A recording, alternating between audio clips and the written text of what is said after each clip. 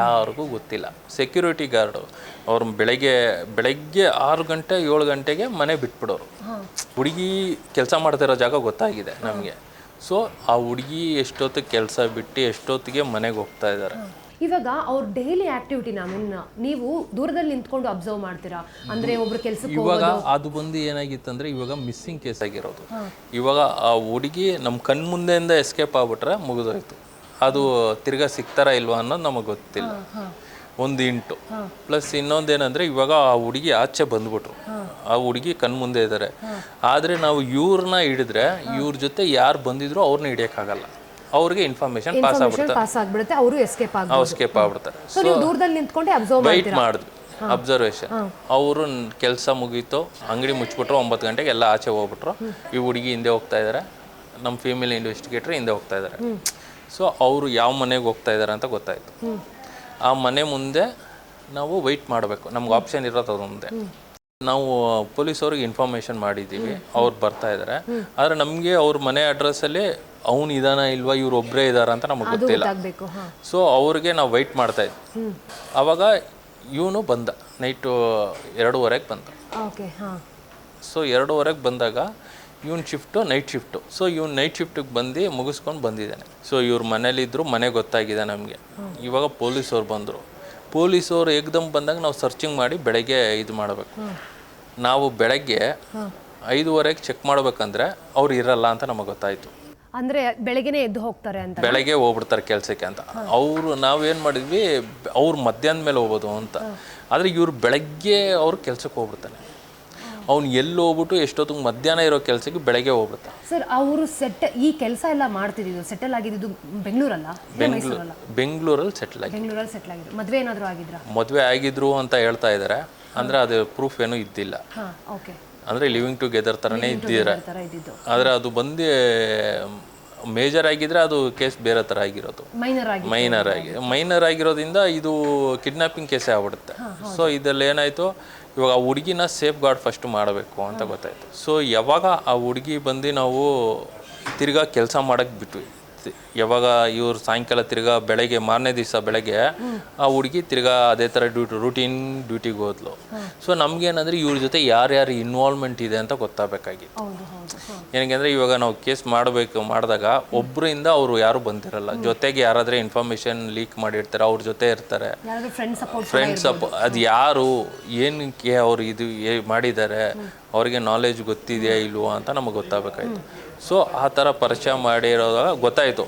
ಆವಾಗ ಆ ಹುಡುಗಿನ ನಾವು ಟ್ರೇಸ್ ಮಾಡೋಕ್ಕೆ ಮುಂಚೆ ಅವರು ಯಾರು ಮನೆ ಕೊಡಿಸಿರೋದು, ಅವ್ನಿಗೆ ಯಾರು ಇಲ್ಲಿ ಸಪೋರ್ಟ್ ಮಾಡಿರೋದು ಅಂತ ಗೊತ್ತಾದಾಗ ಈ ಬ್ರದರ್ಸು ಈ ಥರ, ಅದರಲ್ಲೂ ಒಂದು ಬ್ರದರ್ ಯಂಗರ್ ಬ್ರದರ್ ಆಗಿರೋನು ಕೆಲಸ ಮಾಡ್ತಾ ಇದ್ದವನು, ಅವನು ಬಂದು ಈ ಪ್ರೊಫೆಸರ್ಗೆ ಪರಿಚಯ. ಆ ಅವನು ಸ್ಟೂಡೆಂಟ್ ಆಗಿದ್ದಾಗ ಇವರಿಬ್ಬರು ಫ್ರೆಂಡ್ಸ್ ಆಗಿದ್ದಾರೆ. ಸೊ ಇದರಲ್ಲಿ ಅವ್ನು ಪರಿಚಯ ಮಾಡಿ ಈ ಥರ ನಾನು ಒಬ್ಬರನ್ನ ಕರ್ಕೊಂಬರ್ತಾ ಇದ್ದೀನಿ, ನೀವು ಬರೀ ನನಗೆ ಹೆಲ್ಪ್ ಮಾಡಿ, ನಾವು ಇಲ್ಲಿಂದ ವೀಸಾ ತೊಗೊಂಡು ನಾವು ಊರಿಗೆ ಹೋಗ್ತೀವಿ, ಬೇರೆ ಫಾರಿನ್ ಕಂಟ್ರೀಸ್ಗೆ ಹೋಗ್ತೀವಿ ಅಂತ ಈ ಪ್ಲ್ಯಾನಲ್ಲಿ ಅವ್ರು ಬಂದಿದ್ದಾರೆ. ಯಾರಿಗೆ? ಇವ್ನಿಗೆ ಹೇಳಿದ್ದಾರೆ. ಅಬ್ರಾಡಿಗೆ ಶಿಫ್ಟ್ ಆಗಿರೋದಕ್ಕೆ ಪ್ಲ್ಯಾನ್ ಮಾಡಿರೋದು. ಪ್ಲಸ್ ಇವ್ನಿಗೆ ಏನು ಹೇಳಿರೋದು, ಇದು ನಾರ್ಮಲ್ಲು, ಅವಳು 18 ಇಯರ್ಸ್ ಅಬೋ ಆಗಿದ್ದಾಳೆ ಅಂತ ಆಧಾರ್ ಕಾರ್ಡ್ ಕಾಪಿನೂ ಕೊಟ್ಟಿದ್ದಾನೆ. ಅದು ಹೆಂಗೆ ರೆಡಿ ಮಾಡಿದಾರೆ ಅದು ಗೊತ್ತಿಲ್ಲ, ಆಧಾರ್ ಕಾರ್ಡು ಹೇಳಿದಾನೆ ಅಂತ ತೋರಿಸಿದ್ದಾನೆ ಅಂತ. ಆಮೇಲೆ ಏನು ಮಾಡಿದ್ದಾರೆ, ನಾವು ಅವ್ನು ಎಲ್ಲಿ ಕೆಲಸ ಮಾಡ್ತಾನೆ ಅಂತ ಗೊತ್ತಾಗಿದೆ. ಸೊ ನಮ್ಮ ಡಿವಿಷನ್ ಇದೆ, ಯಾವಾಗ ಅಲ್ಲಿಂದ ಕಲ್ಕಟ್ಟ ಪೊಲೀಸವ್ರು ಬಂದರು, ಇಲ್ಲಿರೋ ಡಿವಿಷನ್ ಆಫೀಸರ್ ಜೊತೆ ಮಾತಾಡಿದ್ರು. ಇವಾಗ ಯಾವುದೋ ಕೇಸ್ ಇದು ಮಾಡಿದ್ರು, ಇಲ್ಲಿರೋ ಪೊಲೀಸ್ ಸ್ಟೇಷನ್ ಇನ್ಫಾರ್ಮ್ ಮಾಡ್ತಾರೆ. ಯಾವಾಗ ಇಲ್ಲಿರೋ ಪೊಲೀಸ್ ಸ್ಟೇಷನ್ ಇನ್ಫಾರ್ಮ್ ಮಾಡಿದ್ರು, ಅವ್ರು ಇಮಿಡಿಯೇಟು, ನಮ್ಮ ಕರ್ನಾಟಕ ಪೊಲೀಸ್ ಜಾಸ್ತಿ ಪವರು, ಅದಕ್ಕೆ ಇಮಿಡಿಯೇಟಾಗಿ ಅವ್ರ ಸಪೋರ್ಟಿಗಲ್ಲೇ ಅಲ್ಲಿ ಬಂದು ಹುಡುಗಿ ಮತ್ತು ಪ್ರೊಫೆಸರ್ನ ಇಬ್ಬರನ್ನೂ ಕ್ಯಾಚ್ ಮಾಡೋರು. ಜೊತೆ ಅಂದರೆ ಒಂದೇ ಮೂಮೆಂಟಲ್ಲಿ ಇವ್ರು ಬಂದು ಒಂದು ಕಡೆ ಇದ್ದಾರೆ, ಅವರು ಬಂದು ಬೇರೆ ಕಡೆ ಇದ್ದಾರೆ. ಕೆಲಸ ಮಾಡ್ತಾ ಇರೋದು ಅಬೌಟ್ 9 o'clock ಒಳಗೆ. ಇವ್ರು 8:30ಗೆ ನಾವು ಅಲ್ಲಿ ಇವ್ರನ್ನ ಹಿಡಿತಾ ಇದೀವಿ ಅಂಗಡಿಯಲ್ಲಿ ಅಂದರೆ, ಅವ್ರನ್ನ 8 o'clockಗೆ ಅಲ್ಲಿ ಅದೇ ಜಾಗದಲ್ಲಿ ನಾವು ಸೇಮ್ ಟೈಮಿಂಗ್ಸಲ್ಲಿ ಹಿಡಿತಾ ಇದ್ದೀವಿ. ನೀವು ಮನೆ ಒಳಗಡೆ ಹಿಡಿಲಿಲ್ಲ, ಅವ್ರನ್ನ ಕೆಲಸದ ಜಾಗದಲ್ಲೇ ಹಿಡಿದ್ರಿ ನೀವು? ಹೌದು, ಮನೆ ಒಳಗೆ ನಾವು ಟ್ರೈ ಮಾಡಿ ನಾವು ಹಿಡಿಬೇಕಂದ್ರೆ ನಮಗೆ ಅವ್ರದ್ದು ಇನ್ಫಾರ್ಮೇಷನ್, ಅವ್ರು ಏನು ಕೆಲಸ ಮಾಡ್ತಾಯಿದ್ರು, ಲಿವಿಂಗ್ ಅವ್ರಿಗೆ ಏನಿತ್ತು, ಏನಕ್ಕೆ ಇದು ಮಾಡಿದ್ರು ಅಂತ ಗೊತ್ತಿಲ್ಲ. ಇವಾಗ ಸಪ್ರೇಟಾಗಿ ಹಿಡಿದ್ರೆ ಅವ್ರಿಗೆ ನಿಜ ಗೊತ್ತಾಗುತ್ತೆ ಯಾರು ಏನು ತಪ್ಪು ಮಾಡಿದ್ರು ಅಂತ. ಇವಾಗ ಅಲ್ಲೇ ನಾವು ಮನೆಯಲ್ಲೇ ಹಿಡಿದ್ಬಿಟ್ಟು ಮನೆಯಲ್ಲೇ ಹಿಡಿಬೇಕಂದ್ರೂ ಇವು ಪೊಲೀಸವ್ರು ಬಂದಿರಲ್ಲ, ಇವಾಗ ನೈಟ್ ನಮಗೆ ಗೊತ್ತಾಗಿರೋದು, ನಾವು ಇನ್ಫಾರ್ಮ್ ಮಾಡಿದ್ವಿ ಮಾರನೇ ದಿವಸ ಬರ್ತಾ ಇದ್ದಾರೆ. ಸೊ ಆ ಟೈಮಿಂಗ್ಸಲ್ಲಿ ಅವ್ರು ಇಲ್ಲ ಅಲ್ಲಿ.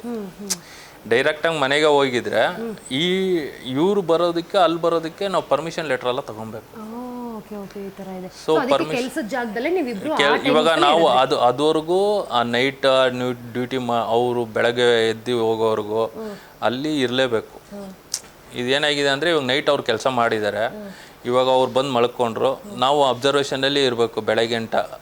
ಅಲ್ಲಿ ಏನಂದರೆ ರೆಸಿಡೆನ್ಷಿಯಲ್ ಏರಿಯಾ ನೀವು ನಿಂತ್ಕೊಳಕ್ಕಾಗಲ್ಲ. ನಮ್ಮ ಕಾರ್ ಇತ್ತು, ಕಾರಲ್ಲಿ ಅಲ್ಲಿ ಎಲ್ಲ ಇದ್ದಿದ್ದರಿಂದ ಏನೂ ಗೊತ್ತಾಗಿಲ್ಲ. ಇವಾಗ ಇವ್ರು ಎದ್ದು ಕೆಲ್ಸಕ್ಕೆ ಹೋದಾಗ ಇವ್ರ ಹಿಂದೆ ಫೀಮೇಲ್ ಇನ್ವೆಸ್ಟಿಗೇಟ್ರು, ಮೇಲಿಂದ ಮೇಲ್ ಇನ್ವೆಸ್ಟಿಗೇಟ್ರು. ಯಾವಾಗ ನಾವು ಅವರಿಂದ ಫಾಲೋ ಮಾಡಿ ಎಲ್ಲಿ ಕೆಲಸ ಮಾಡ್ತಾ ಇದ್ದಾರೆ ಅಂತ ಆವಾಗ ನಮಗೆ ಗೊತ್ತಾಗಿದ್ದೇನೆಂದರೆ 2 ಕಿಲೋಮೀಟ್ರ್ ಮುಂದೆ ಹೋಗಿ ಫೋನ್ ಮಾಡಿ ಮಾತಾಡಿದ ಮೇಲೆ ವಾಪಸ್ ಬಂದು ತಿರ್ಗಾ ಅವ್ನು ಡ್ಯೂಟಿಗೆ ಹೋಗ್ತಾ ಇದ್ದ. ಅವ್ನು ಬೈ ವಾಕಬಲ್ಲೇ ಹೋಗ್ತಾ ಇದ್ದ, ಗಾಡಿನೂ ಯೂಸ್ ಮಾಡ್ತಿರ್ಲಿಲ್ಲ, ಬೈ ವಾಕಬಲ್ಲೇ ಹೋಗ್ತಾ ಇದ್ದ. ಸೊ ಅವ್ನ ಪ್ಲ್ಯಾನ್ ಏನಂದರೆ ಇವಾಗ ಹಿಡಿದ್ರು ವಾಕಬಲ್ಲಲ್ಲೂ ಯಾರಿಗೂ ಗೊತ್ತಾಗಲ್ಲ. ಅಲ್ಲಿಂದ ಬಂದಾಗ ಯಾವಾಗ ಇಬ್ಬರೂ ಹಿಡಿದ್ವೋ ಅವಾಗ ಅವನು ಹೇಳ್ದಾರೆ ಅದನ್ನು, ನಾನು ಬರೋದಕ್ಕೆ ಇಂಟ್ರೆಸ್ಟ್ ಇದ್ದಿಲ್ಲ, ಈ ಹುಡುಗಿನೇ ಕರ್ಕೊಂಬಂದರು, ಯಾವಾಗ ಇಬ್ಬರು ಸೇರ್ಕೊಂಡ್ರು ಅಂತ. ಅದು ಹೆಂಗೆ ಸಾಧ್ಯ ಆಗುತ್ತೆ ಸರ್? ಸರ್ ಮ್ಯಾಮ್ ಇದೇನಂದರೆ ಇದು ಬಂದು ಹುಡುಗಿ ಮಾಸ್ಟರ್ ಪ್ಲ್ಯಾನ್ ಅಂದರೆ ಪ್ಲ್ಯಾನ್ ಎಲ್ಲ ಹುಡುಗಿ ಹೇಳ್ಕೊಟ್ಟಿರೋದು. ಆದರೆ ನಿಮ್ಗೆ ಒಂದು ಅರ್ಥ ಮಾಡ್ಕೊಬೇಕು, ಮೈನರ್ ಹುಡುಗಿ ಅಷ್ಟೊಂದು ಟ್ಯಾಲೆಂಟ್ ಎಲ್ಲ ಬಂದಿರಲ್ಲ, ಎಲ್ಲ ತಲೆ ಕೆಡ್ಸಿರ್ತಾರೆ. ಸೊ ಇದೇನಂದರೆ ಮಕ್ಳಿಗೆ ಏನೂ ಗೊತ್ತಿರಲ್ಲ. ಇವಾಗ ಮುಂದೆ ಅವರು ಫ್ಯೂಚರ್ ಬಗ್ಗೆ ಅವ್ರು ಏನು ತಿಳ್ಕೊಂಡಿರಲ್ಲ. ಇವರು ಮೈಂಡ್ನ ಹೆಂಗೆ ಡೈವರ್ಟ್ ಮಾಡಿದ್ರಂದ್ರೆ ಇದು ಯಾರಿಗೂ ಗೊತ್ತಾಗಬಾರ್ದು ಅಂತ. ಯಾವಾಗ ಪೊಲೀಸ್ ಅವರು ಎಲ್ಲ ಅವ್ರನ್ನ ಹಿಡಿದು ಮುಂದೆ ಕರ್ಕೊಂಬಂದಾಗ ಈ ಕೇಸ್ ಈ ಥರ ಆಗಿದೆ, ಇವಾಗ ಅವನ್ನ ಕಿಡ್ನಾಪ್ ಕೇಸಲ್ಲಾಗಿ ಅವನ್ನ ಕರ್ಕೊಂಡು ಹೋದಾಗ ಈ ಹುಡುಗಿಗೆ ಏನು ಎಕ್ಸ್ಪ್ರೆಷನ್ ಇದ್ದಿಲ್ಲ. ಇವಾಗ ಲವ್ ಮಾಡಿದರೆ ಏನಾದರೂ ಎಕ್ಸ್ಪ್ರೆಷನ್ ಇರಬೇಕಾಯಿತು. ಅಂದರೆ ಈ ಹುಡುಗನೇ ಎಲ್ಲ ಮಾಸ್ಟರ್ ಪ್ಲಾನ್ ಮಾಡಿದ್ದು ಇವರೇ. ಆ ಹುಡುಗಿದೇನೋ ಇನ್ಫಾರ್ಮೇಶನ್ ಕಲೆಕ್ಟ್ ಮಾಡಿರ್ಬೋದು, ಸೊ ಅದರಿಂದ ಇಟ್ಕೊಂಡಿರ್ಬೋದು. ಸೊ ಇದು ಏನು ಗೊತ್ತಾಗಿಲ್ಲ. ಅಂದರೆ ಇಬ್ಬರು ಜೊತೆಯಿಂದನೇ ಬಂದಿದ್ದಾರೆ. ಅಂದರೆ ಮೋಸ್ಟ್ಲಿ ಇವ್ರು ಏನು ಪ್ಲಾನ್ ಮಾಡಿರ್ತಾರೆ ಅಂತಂದರೆ ಇಲ್ಲಿ ಬೇರೆ ವಿಮೆನ್ ಟ್ರಾಫಿಕಿಂಗ್ ಮಾಡೋ ಐಡಿಯಾ ಏನಾದರೂ ಇತ್ತಾ? ವುಮೆನ್ ಟ್ರಾಫಿಕಿಂಗ್ ಅಂತ ಹೇಳೋಕ್ಕಾಗಲ್ಲ. ಅವರು ಆಚೆ ಹೋಗಿ ಸೆಟ್ಲ್ ಆಗಿ ಅಲ್ಲೆಲ್ಲ ವುಮೆನ್ ಟ್ರಾಫಿಕಿಂಗ್ ಮಾಡಿದ್ರೆ ಏನೋ ಗೊತ್ತಾಗಿರುತ್ತೆ. ಅದು ಇವಾಗ ಏನಂದರೆ ಇವಾಗಿರೋ ಜನ್ರೇಷನ್ಸಲ್ಲಿ ಜಾಸ್ತಿ ಏನಂದರೆ ಒಬ್ಬರನ್ನ ಟ್ರಸ್ಟ್ ಮಾಡಿಬಿಟ್ರೆ ಅವ್ರ ಜೊತೆನೇ ಹೋಗ್ತಾರೆ. ಅಂದರೆ ನೋಡಿ ಅವರು ಕಲ್ಕತ್ತಾ ಫ್ಯಾಮಿಲಿ ಜೊತೆನೂ ಟಚ್ಚಲ್ಲಿದ್ರು. ಕಲ್ಕತ್ತಾ ಫ್ಯಾಮಿಲಿ ಟಚ್ಚಲ್ಲ ಅಂದರೆ ಹುಡುಗಿ ಫ್ಯಾಮಿಲಿ ಜೊತೆ ಯಾರು ಟಚ್ಚಲ್ಲಿ ಇಲ್ಲ. ಪ್ರೊಫೆಸರ್ ಟಚ್ಚಲ್ಲಿ ಇದ್ದಾನೆ. ಪ್ರೊಫೆಸರ್ ಹೋಗಿ ಒಂದು ಸೆಕ್ಯೂರಿಟಿ ಕೆಲಸ ಮಾಡ್ತಾರೆ ಅಂತ ಯಾರು ಊಹಿಸೋಕ್ಕಾಗಲ್ಲ. ಯಾವಾಗ ಒಂದು ಸೆಕ್ಯೂರಿಟಿ ಕೆಲಸ ಮಾಡಿ ಬಂದು ಈ ಲಾಕ್ ಆದಾಗ ಹೇಳಿರೋದು ಬಂದು ಇನ್ಫಾರ್ಮೇಷನ್ ಈ ಥರ ನಾವು ಲಾಕ್ ಆಗಿದ್ದೀವಿ ಎಲ್ಲ ಹುಡುಗಿನೇ, ನನಗೆ ಇಂಟ್ರೆಸ್ಟ್ ಇದ್ದಿಲ್ಲ. ಹುಡುಗಿ ಇಲ್ಲ, ಇಬ್ಬರು ಇದು ಮಾಡ್ಕೊಂಡೇ ಬಂದಿದ್ದು, ಅವನನ್ನ ಕರ್ಕೊಂಡು ಹೋಗ್ತೀನಿ, ನಾನು ಇದು ಮಾಡ್ತೀನಿ ಅಂತ ಹೇಳಿರೋದಕ್ಕೆ ನಾವು ಬಂದಿರೋದು. ಇವಾಗ ನಾವು ಅಲ್ಲಿಂದ ಕರ್ಕೊಂಡೋಗಿ ಸ್ಟೇಷನ್ಗೆ ಇದು ಒಪ್ಸಿದ್ವಿ. ಇಲ್ಲಿ ಎಲ್ಲ ಚೆಕ್ ಮಾಡಿಸಿ ಮಾರನೇ ದಿವಸ ಎಲ್ಲಿ ಕಲ್ಕಟ್ಟ ಇದಕ್ಕೆ ಕರ್ಕೊಂಡು ಹೋದರು. ಅಲ್ಲಿ ಹೋದಾಗ ನನಗೆ ಗೊತ್ತಿರೋ ಪ್ರಕಾರ ಅವ್ರಿಗೆ ಕೋರ್ಟಲ್ಲಿ ಕೇಸ್ ನಡೀತಾ ಇದೆ.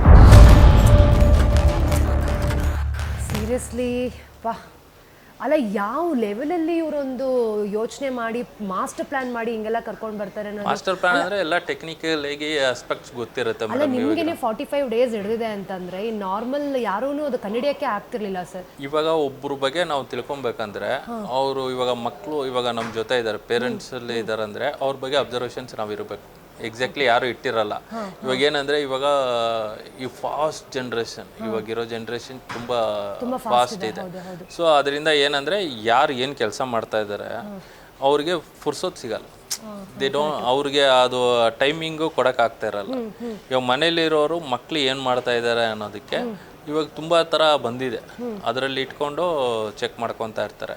ಸರ್, ಈ ಥರ ನೀವು ಫೀಲ್ಡ್ ವರ್ಕಲ್ಲಿ ಇದ್ದಾಗ ಡಿಟೆಕ್ಟಿವ್ ಜಾಬ್ ಮಾಡ್ತಿರ್ತೀರ, ನಿಮ್ಮ ಒಂದು ಕೆಲಸಕ್ಕೇನೆ ಅಂದರೆ ಚಾಲೆಂಜಿಂಗ್ ಮಾಡೋ ಟಾಸ್ಕ್ ಏನಿದೆ? ಅಂದರೆ ನೀವು ಆವಾಗಲೇ ಹೇಳ್ತಾ ಇದ್ರಿ ನಾವು ಇಂಥ ಕೆಲಸ ಮಾಡಬೇಕಾದ್ರೆ ನಮಗೆ ಪ್ರಾಣಕ್ಕೂ ಕೂಡ ಅಪಾಯ ಬರೋವಂಥ ಸಿಚುವೇಶನ್ ಇರುತ್ತೆ, ಐಡೆಂಟಿಟಿ ರಿವೀಲ್ ಮಾಡೋಕ್ಕಾಗಲ್ಲ. ಅಂದರೆ ಒಂದು ಕಾಮನ್ ಪಬ್ಲಿಕ್ ಆಗಿ ನೀವು ಒಂದು ಪರ್ಸನ್ ಆಗಿ ಕೆಲಸ ಮಾಡಬೇಕಾಗತ್ತೆ. ಇವಾಗ ಕಾಮನ್ ಪಬ್ಲಿಕ್ ಆಗಿ ನಾವು ಕೆಲಸ ಮಾಡಿದಾಗ ನಿಮಗೆ ಏನು ರಿಸ್ಕ್ ಇರಲ್ಲ. ಅದೇ ನೀವು ಒಂದು ಡಿಟೆಕ್ಟಿವ್ ಆಗಿ ಕೆಲಸ ಮಾಡ್ತಾ ಇದ್ರೆ ಒಬ್ಬರ ಬಗ್ಗೆ ನೀವು ತಿಳ್ಕೊತಾ ಇದ್ದೀರಾ ಅಂದರೆ ಅವರು ನಿಮಗಿಂತ ಸ್ಟ್ರಾಂಗ್ ಪರ್ಸನ್ ಆಗಿದ್ದರೆ ಓಕೆ ಅವರು ಯಾವ ಮಟ್ಟಕ್ಕೆ ಹೋಗ್ತಾರೆ ಅಂತ ನಾವು ಹೇಳೋಕ್ಕಾಗಲ್ಲ. ಅವ್ರು ಏನಂದರೆ ಅವರು ರಿಲೀವ್ ಮಾಡಲ್ಲ. ಈಗ ನನ್ನ ಬಗ್ಗೆ ನೀವು ತಿಳ್ಕೊಳ್ತಿದ್ದೀರಾ ಅಂತ ನನಗೆ ಹೆಂಗೆ ಐಡಿಯಾ ಇರುತ್ತೆ? ಇರಲ್ಲ. ಇವಾಗ ನಿಮ್ಮ ಹಿಂದೆ ಬಂದು ನಿಮಗೆ ಸ್ಟಾಕ್ ಮಾಡಿದಾಗಲೇ ನಿಮ್ಗೆ ಗೊತ್ತಾಗೋದು. ಓಕೆ. ಇವಾಗ ನಿಮ್ಮ ಬಗ್ಗೆ ತಿಳ್ಕೊಬೇಕಂದ್ರೆ ಇವಾಗ ಅಕ್ಕಪಕ್ಕದಲ್ಲಿ ನೀವು ಬಿಹೇವಿಯರ್ ಹೆಂಗೆ, ನೀವೇನು ಮಾಡ್ತಾ ಇದ್ದೀರಾ ಅಂದರೆ ಗೊತ್ತಾಗ್ಬಿಡುತ್ತೆ. ಇವಾಗ ನಿಮ್ಮ ಬಗ್ಗೆ ನಮಗೂ ಏನೂ ಗೊತ್ತಿಲ್ಲ, ನಾನು ನಿಮ್ಮ ಇವಾಗ ಸ್ಟಾಕಿಂಗ್ ಮಾಡೋಕ್ಕೇನೆ ಇರ್ತಾರೆ, ಅದನ್ನ ಸ್ಟಾಕ್ ಮಾಡ್ತಾರಲ್ವ, ಆ ಥರ ಸ್ಟಾಕಿಂಗ್ ಮಾಡೋದು ಬಂದು ಇಂಡಿಯಾದಲ್ಲಿ ಇಲ್ಲೀಗಲ್. ಹೌದು ಹೌದು. ಹಾಂ, ನೀವು ಪಬ್ಲಿಕ್ ರೋಡಲ್ಲಿ ನೀವು ಏನಾದರೆ ಇವಾಗ ನೀವು ಮನೆಯಿಂದ ಆಚೆ ಬಂದರೆ ಸೊ ಅದು ಪಬ್ಲಿಕ್ ಪ್ಲೇಸ್. ಸೊ ನೀವು ಅಲ್ಲಿ ನೀವು ಏನಾದರೂ ಮಾಡ್ಬೋದು. ನೀವು ಸರ್ವೆಲೆನ್ಸು, ನೀವು ಬ್ಯಾಕ್ಗ್ರೌಂಡು, ಅವರು ಹಿಂದೆ ಹೋಗ್ತಾ ಇದ್ದಾರೆ ಮುಂದೆ ನೀವು ನೋಡ್ಕೊಬೋದು.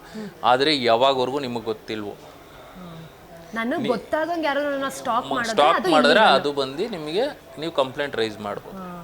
ಏನಕ್ಕಂದರೆ ಇದು ಬಂದು ಇವಾಗ ಅದು ಅವು ಬೇರೆಯವ್ರು ನನ್ನ ಏನಕ್ಕೆ ಸ್ಟಾಕ್ ಮಾಡ್ತಾ ಇದ್ದಾರೆ. ಕರೆಕ್ಟ್ ಹೌದು.